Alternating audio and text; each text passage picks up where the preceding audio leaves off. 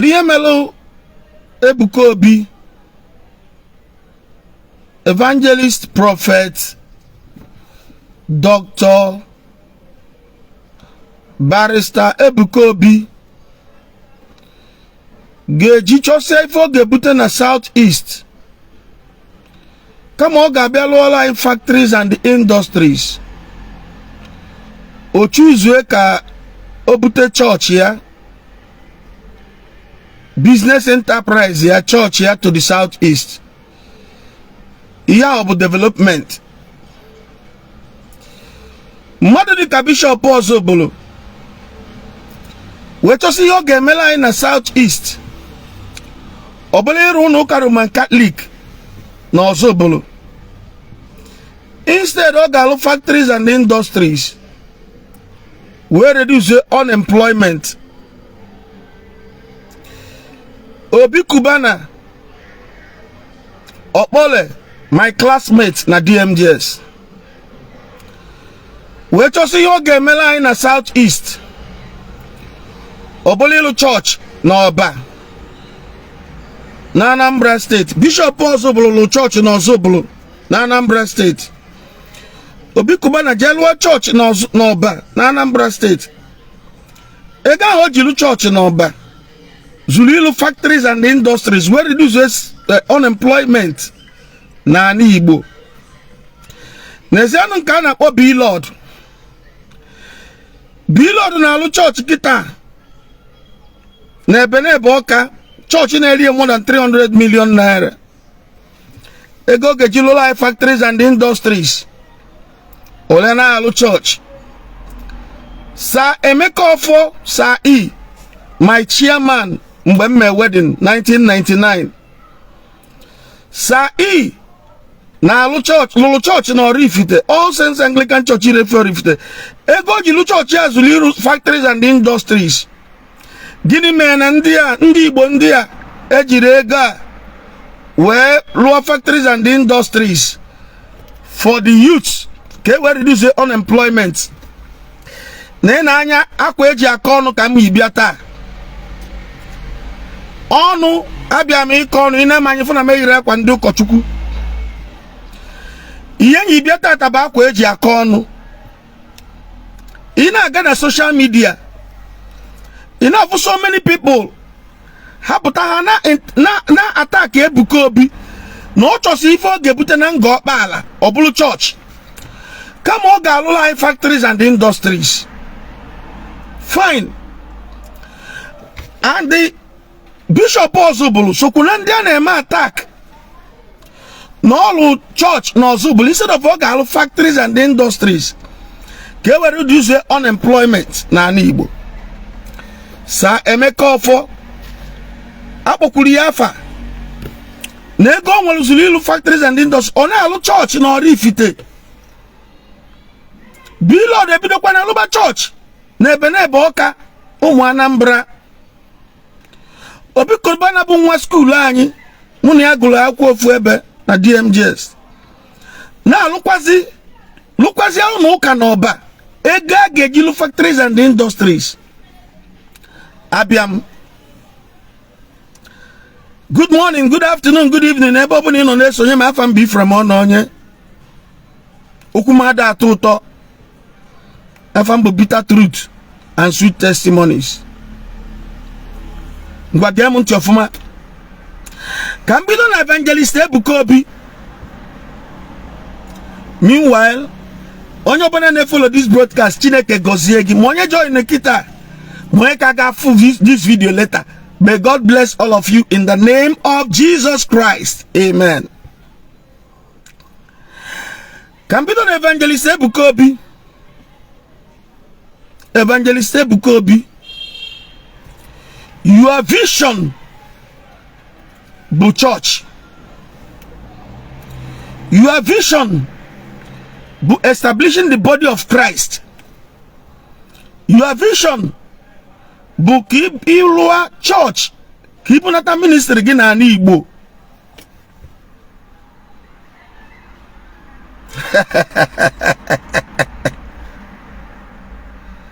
Bishop Ozobolo,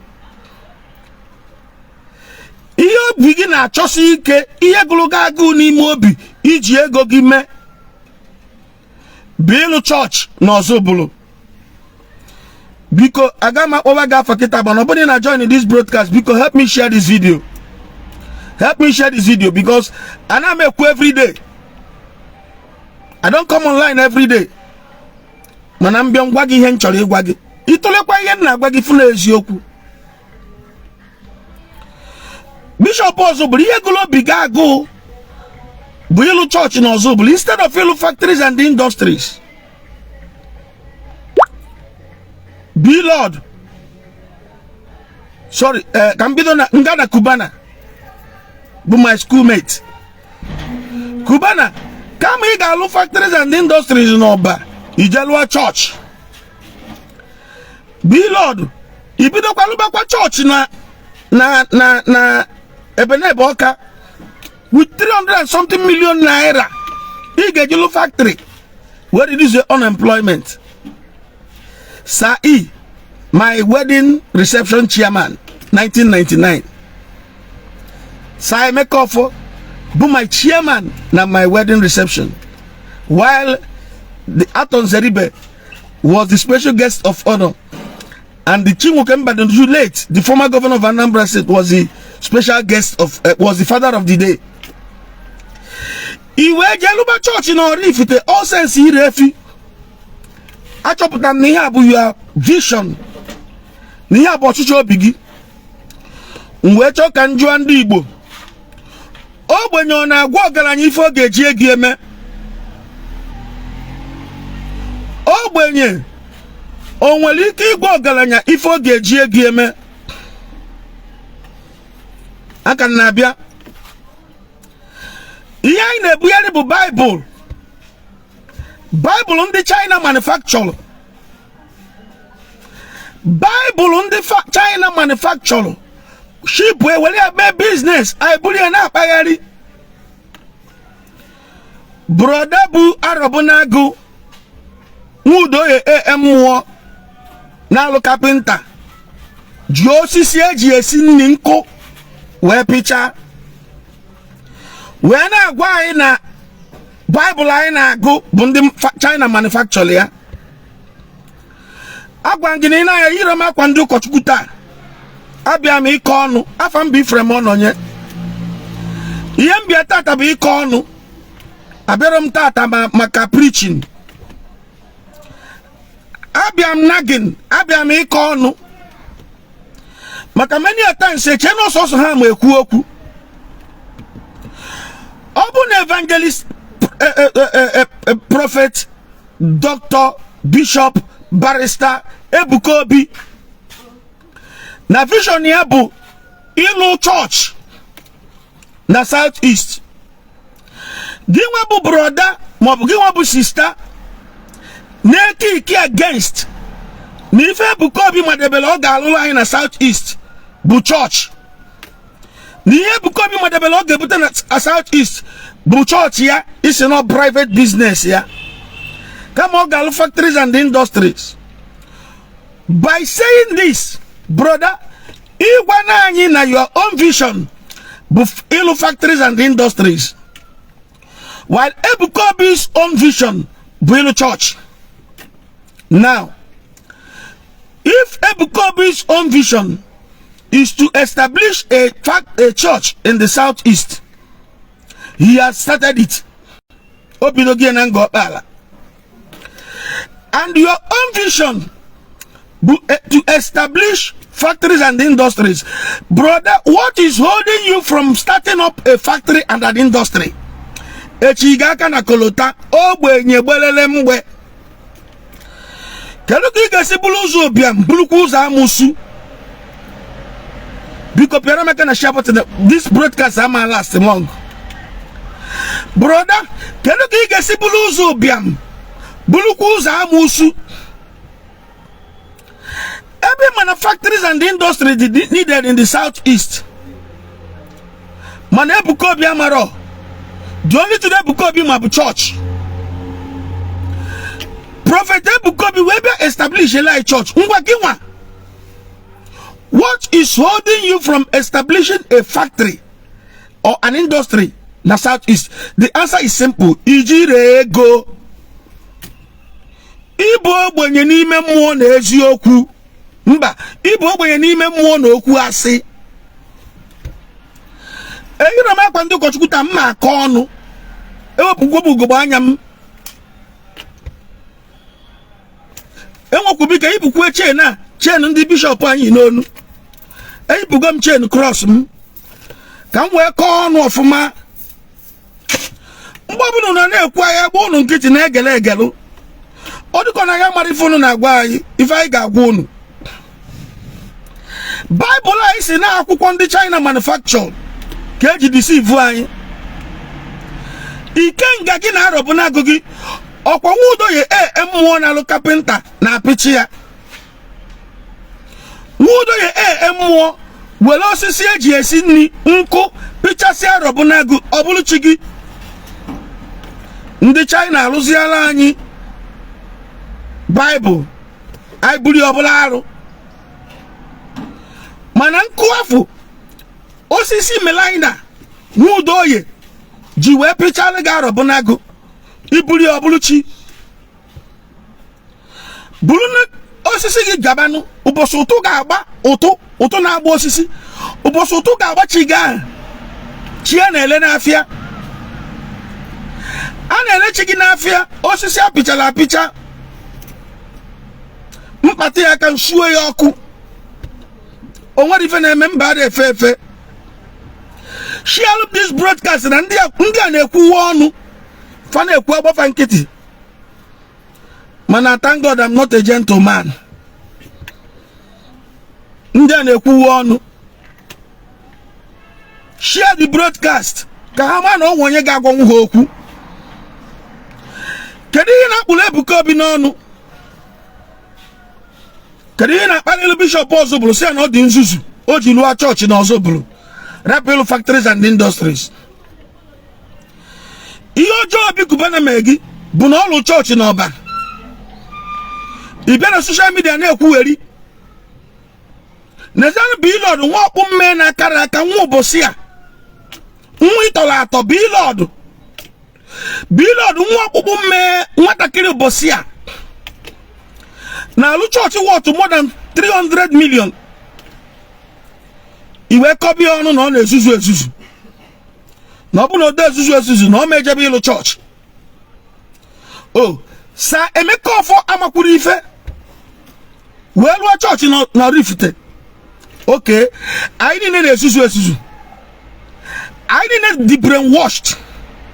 Ma Ebuka Obi dịkwu brainwashed by ndị ọcha. Ma Bishop Ozubulu ma Obi Kubana ma Bilod ma Emeka ọfọ anyị niile dị brainwashed. Gị nwe bụ onye brain gị ka dị intact. Omenala factories and industries. Omenala anya na Igbo ebe ọ bụ na ịma ife dị mma. Ihe alụ nkwanye ya iji shishi. Ọ bụrụ sọsọ ọnụ ka ị nwe. Ndị ọcha mere anyị alụ.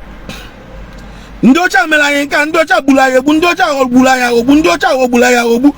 Mana up till now ị ka na-achọkwa visa iji eje n'obodo ndị ọcha. Ọkwa ngwa ọrụ na slavery endebe. I have traveled to 19 countries in the world.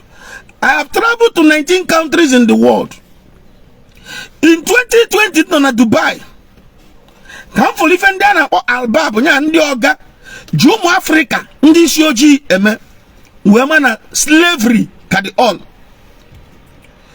N'oge slave trade ndị ọcha na-esi obodo oyibo obodo fa bịa n'ala Igbo golu ụmụnna ihe je gbabalụ ha oru. Mana today gị nwe bụ onye Igbo, gị nwe bụ onye Afrịka na-ejezi achọ visa laanị nna gị, laanị obi gị wee mebe visa ka i wee jebe obodo ndị ọcha ka ijekwa gbabakwalụ ha oru. Before ha na-abịa egolo anyị ka ije gbalụ ha oru. Kịta gị nwa na-elezi anyị obi gị jebekwalụ odibo ka ị na-agbalụ ndị ọcha ọga. Ịpụtazịa isi na ndị ọcha ogbula ya ogbu bịa ịmalụ ndị a na-ekwugheri ihe a tag ha na this video ịmalụ ndị a ewutara akọ n'uche ha na-ekwugheri ihe a tag ha na this video every time ha na-eme mkpọtụ file na ya magwa nwa okwu because we are Christians oga akwado ọnụ ka m bịara ịkọta abịara m deliverance prayer abịara m receive abịara m prophecy taa ụbọchị prophecy ya eme prophecy tata bụ ọnụ ka m bịara ịkọ. Why would these people be so ignorant? But meanwhile, I don't come against factories and industries. I have my own factory. And the imagine a most in whatever they produce you got. Oh, one can cheap before the next end of next 2 weeks. If another production coming from my own industry. Yes. Major Makawe condemn Ebuka Obi, no Jalungo Pala, Jebido ministry, instead of Yellow factories and industries. Ejike can na FIFA moment of truth. Okakuma de bata. O you want Ejika bata? No. Imana like a kange. In about Christianity tackle. Mana the truth about it wuna afulongenanya. No matter the tackle in about Christianity. Yen nekubu nna Ejike. Biakene no gina ndi ochuga. Ejike moment of truth. Biakene no kono bialwala in factories and industry the southeast. Rabu na Ebuka Obi aka. No church kanya wachole elu.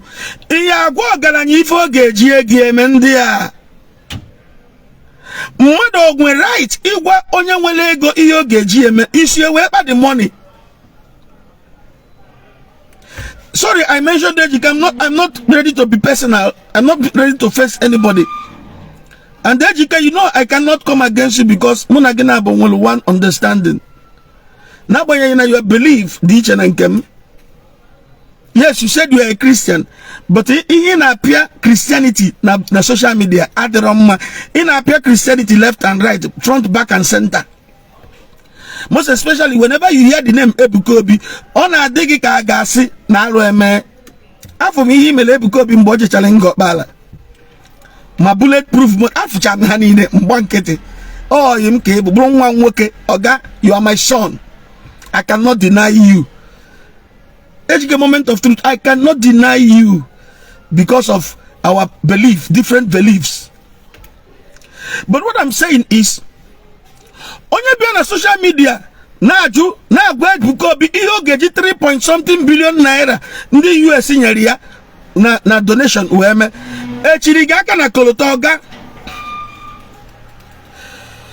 ina attack in the US na family ya Galulu village. Somebody said na ndị USA n'ụfọdụ ụmụnne ha na-atachakwa afụ na agụ na agụ ụfọdụ ndị village fa wolo 3 billion na-enye Ebuka Obi wee na support Zion ministry. Brother ọgụnwa kpatara ha ego ị ga-agwa onye nwere ego ihe ọ ga-eji ego eme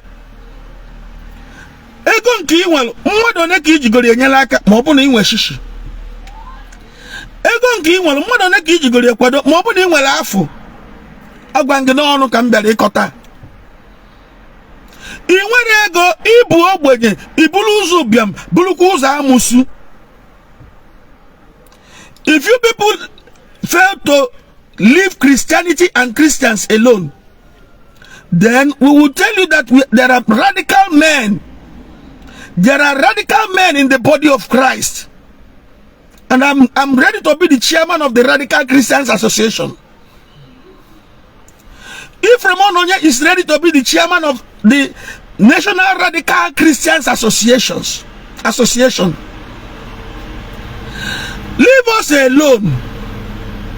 Bible I am manufactured in China. Arabuna guna mbunaka, chuna mbunaka na fota. Na fota mbu arushunu naka. Oro carpenter picharia. Olive oil ndi ocha jesi ni. Olive oil ndi ocha jesi ni ke Ebuka Obi ji ekpele. Hey, ndị a na-achọkwa okwu o. Ndị a na-achọkwa ka ịgwa ha okwu o. ekwere m ekwe ndị ọcha ji olive oil esi nri ọ bụrụ arụ mana anyị nwakwenye na ya were ya na-ekpe ekpere ọ na-awa ọkụlụ anyị oke ebe ọ bụ na ị ga-anọbe gị nọrụbe m no ebe ọ bụ na ị ga-anọbe gị nọrụbe m ịnọ na omenala gị abụkwa ezigbo omenala yo na omenala Facebook nọdụkwa na my Christianity chọkwa ka ị na control the affairs of my Christianity ka njụzie gị chigia mbụ n'aka na foto a arọbụna gụgị a mbụ n'aka na foto a ikenga gị a mbụ n'aka na foto a ọ bụrụ nkụ eji esi nri ka eji wee tụchaa ya mana ị na-egbusarị ọbala chigia mbụ n'aka na foto a arọbụna gụgị a mbụ n'aka na foto ebe a ọ bụrụ nkụ eji esi nri ka eji wee tụchaa ya amakwa mma Christians na follow this page or they share this broadcast. I don't know if Christians are really sharing this broadcast. Let Christians share this broadcast. Can one oku? Can they happen by the way? I got my number to send the request. Manakambia. If I accept the request now, pictures me na the eba. So let me finish, then I'll accept and send the request. Ndi choy join the broadcast. Inwa jujuwa mi inwo kukwe. Ana ma agba alusi oku. Some people now fight him na kuweri na mna agba alusi oku. Onworo onye mgbala alusi oku without proper invitation. I cannot destroy your shrine without your consent. I cannot destroy your idol without your consent. I cannot destroy your deity without your consent. But so many people they ike kugi omo mbia buli na nko suwe oku ogba oku monobono kanje bulu alus I cannot meje bulu na nika kam obokwa na bulu nika kam no we game no. You have your freedom of worship. If you want to worship firewood, worship firewood.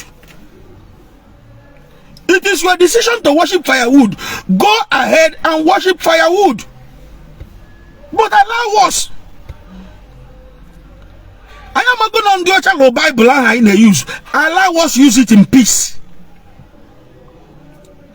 Allow Prophet Ebuka Obi to establish his ministry in the southeast. You must not tell him what he will do with his money. If you said that they are fools, according to you, that Ebuka Obi is a fool, that Bishop Ozobolo is a fool for building a church in Ozobolo, that Obi Kubana is stupid for building a church in Oba, Umwanambarabai, Chineke gozila gozi with ego. Na Lord. Nkene wemi webe Lord no Lord kapoko wata klika na ngwala. At his age, opata go 300 million oji alo no ka. Gi wana attack Lord, ego ne ki wana account gi. How much do you have? Okwangwa gi no no ka mbiare kota. Inanya yiro makwa ndu kochukwu. Ewepu gwo mchedu nne ya, ewepu mchedu cross m, debi edebe ka nwe ike ka ogo onu ofuma. Ewepu gwo mu goba anya m ka nna afu gi eyeball to eyeball oga. You don't have money, inwere ego. Ina agwa onye nwere ego why? Ina ajwa enwere ego why oge jiji egie. Jelu bu no ka na southeast. Come o ga factories and industries. Will reduce your unemployment. Good and fine. I like your own vision. Your own vision to reduce unemployment in the South is a wonderful one. But why not do it with your money? Do it with your own money. Money me because inwera shishi ijiro ego ibuwa obiam bulukwa musu. Ibu biam bulukwa musu. Kayenge make Ndi Igbo Christians now watch him now. We can share this broadcast. Kayenge make Ndi Igbo Christians now watch him now. Piaka na share button. Kayenge make how what I even neje share this broadcast. No more than the no. Bilo di tolato. Bilo di mulamu. Okay, can you again? Ndi otu unu. Ndị non-Christians, ndị otu unu. Mmadụ ndị unu kpatawuru ego eji alụ okwu arụsị. Problem unu bụ na unu akpatara ego eji alụ okwu arụsị. If not, ime a couple competition. Christians kpata ego lụbụ unu ụka, kpata na ego lụbụ okwu arụsị everywhere. And I look church everywhere. Even in the southeast, and I look at church everywhere. Lubano Kualusi everywhere. Do you have money? In one will go for a cement. Hongwag no can be echo. Hongwag number econota. Honga Namaberi is your man on Camberico. Namaberi Bomana on Camberico. You will go for a cement. It's body, it's just school. He drop out from school. Jebe boy. He be je boy. You may want to get born as Saru. And we're talking a boy. He drop from school. Makanoburi watching. And we're saying that boy. He be je boy. You may want to get born as Saru. A born as Saru. And we're talking a boy. Iwe batazia we ba HK. We ba HK. Junior brother Yahoo. If I say mfose giboni na isi sweater na anwu. Anwu na achi yiri sweater na akwuwari. Na echonyi ya amaka akpa. Yahoo boy. Na achonwa boy ye eji rituals. Onwolo onye arudi na yi sweater na anwu. Onwolo onye arudi na isweta na anwu ifugo na ndị a na-arụ adịrọfa. They are not well, but they still come to social media to say Ebuka Obi come on galo factories and industries all over church na southeast.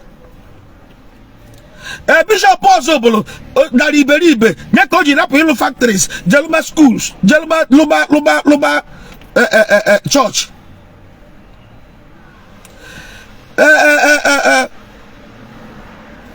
Na kuweri obi kubana no bu no ma ife no kari je ego jilu church lo factories and industries.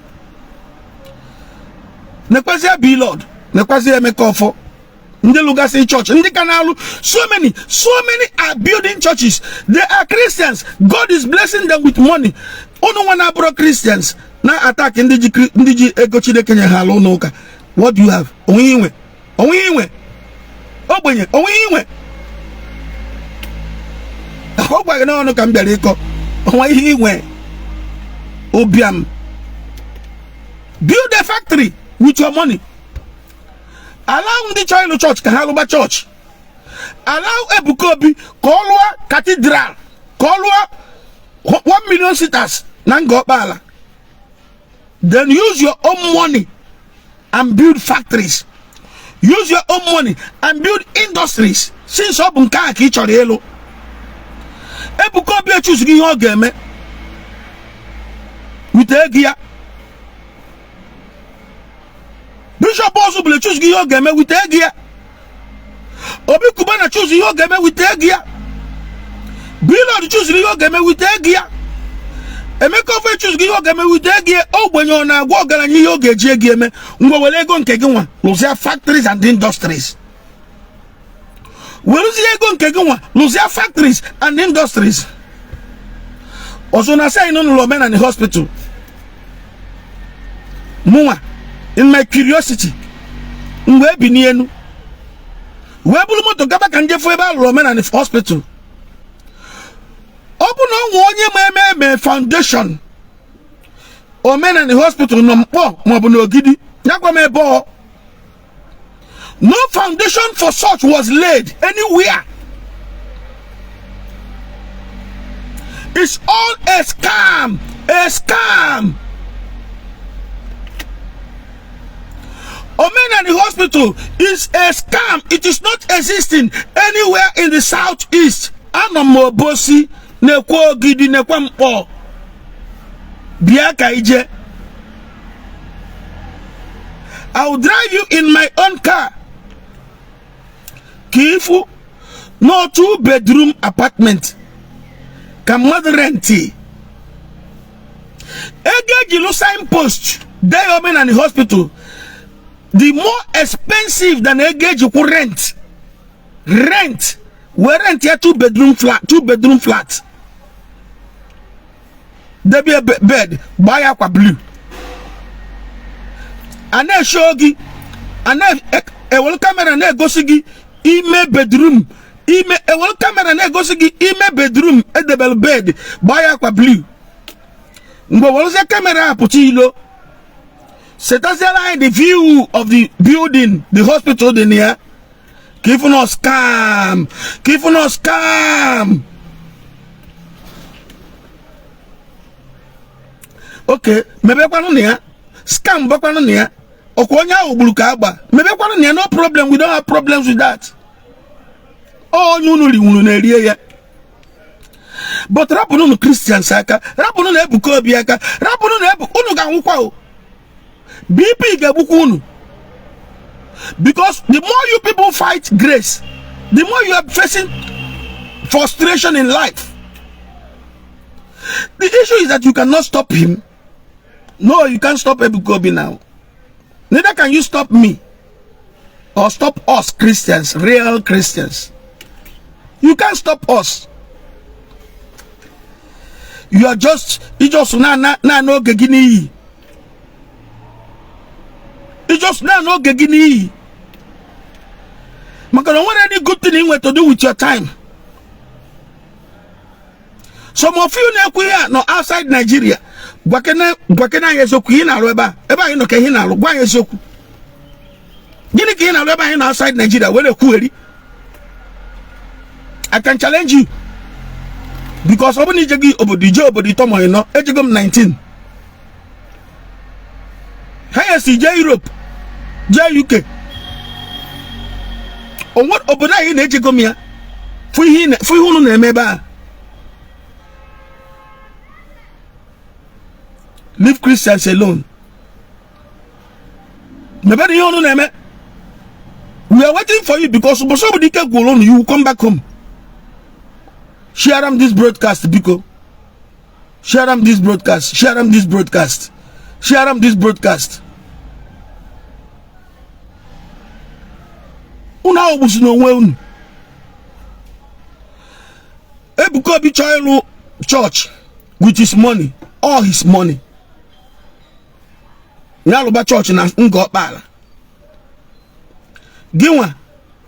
Wele go nke gi lua factory. Lua industry. Igwani anya wele gi eje alo factories and industry. Gia welu nke gi lua. Hima alu ngunu maka ni nwero. Ibu uzu biam buluza amusu. Ibu teluzo biam butuza amusu. You don't have money. You don't even have a job. You don't even have a job. I'm into production. I'm not just into consumption. I'm into production. I don't take tithe. I don't demand tithe. I don't depend on tithe and offering. I don't tell people to sow seed. And I have their phone, no consultation. I'm in the ministry because I am serving God in the ministry. So I can challenge you.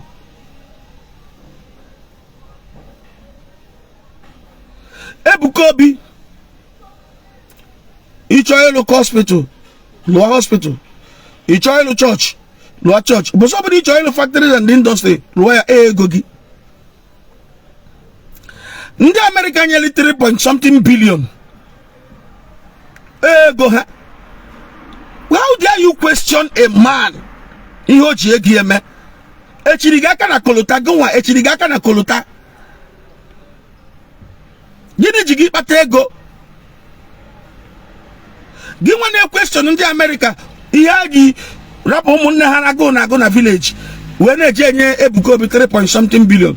Obi nụ na nwere ụmụnne gị agụ na-agụ. Even you agụ na-agụ gị. Even you agụ na-agụ gị. Gị nwa na-ekwu agụ ji gị. You are hungry. Even your bank account na charred. You don't have money. And you are telling onye nwere gị ihe oge ji ego eme. Ima bishop also bro. Otu ilu go church and a question why you church and up factories and industries. Oga, build more churches. It is your money. If you want to build factories and industries, do it. It is your money. Nobody will question you. Nobody has the right to question you. Obi Kubana. Ilu go church in Oba. Hana kwisi na aja na ilu church in Oba. Build more churches. All my schoolmates came. Muna gina bogo na DMJs. Opole. Oh yenji malagina school. Build more churches. If you want to build factories and industry in the southeast, do it. It is your money. Nobody will tell you what to do with your money. Bilo di kapu wata kirina puta. Hane nguluga anyofu. Ni na alo church. Ni na alo church nebe oka with your money. With your own money, oga egogi. Ilucha nka nebe oka. Chokwe boso lukwa another church. Onyo na-ewi wenye je makwa transformer. Onyo na dịrị obi manya je kpata ego nke ya. Ya je kpata ego nke ya. Lụọ ihe ọ chọrọ iji ego ya lụọ. Ogbenye ada agwa ọgaranya ihe ọ ga-eji ego eme. Sa Emeka Ofo. Ilugo church in Orifte, All Saints Anglican Church in Orifte. Sir, please build more churches. Build more churches with your money. If you like, it is your money. Nobody will question you. Nobody has the right to question you. Gini na medundia. Agwangi no onu kambiari kota. Tata bo onu kambiari ko. Abara mi kuzi, abara mi ibu amuma today. Abara mi ibu amuma today. Onu kambiari ko. Nyame na me yiri akwa ndi ụkọchukwu. Nyame na me yiri akwa ndi ụkọchukwu. Yiri ma akwa ndi ụkọchukwu this morning. I want to talk to them. The internet are there to stop hearing mad.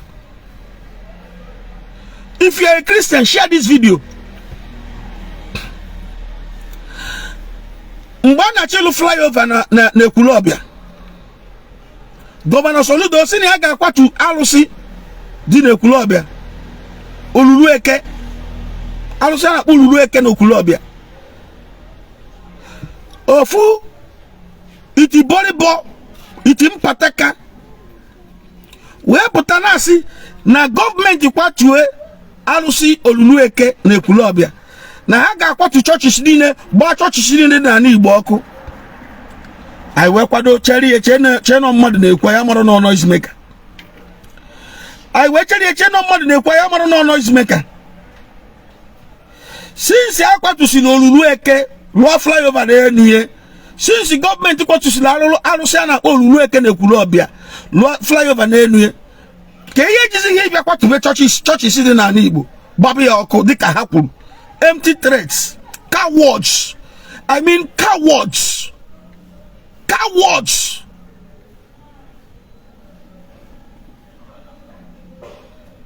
Onobi eche mmadụ ukwu adeji anyị na-eche unu. Basa amụ dike na mba ka amụrụ ibie. Ọ maka na mbụ Bible. Bịa gbaa chọọchị m ọkụ. Bịa. Maka na akwaturu Olulueke. Nke onye na-emedere ya. O nwere ihe ndị a ga-emenwu. We are Christians and we are Christians. But if you think that because we are Christians, nigga bezi meme anyhow. If why Ebuka Obi, why is that ministry getting up all of the police if they have God? Oh, so ije na emebuni na feel na yama police abi because we are Christians. Ogamma to genga I have all it takes to jail you. The connection is there, the money is there. Gugidegu won't be aside them.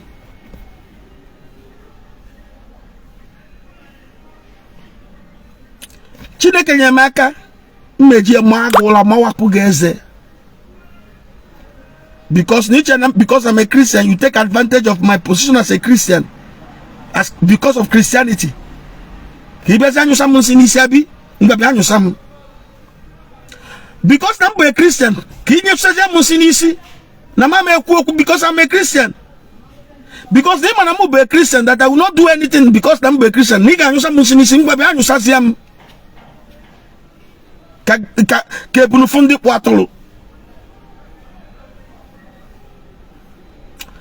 God bless Ebuka Obi and his ministry.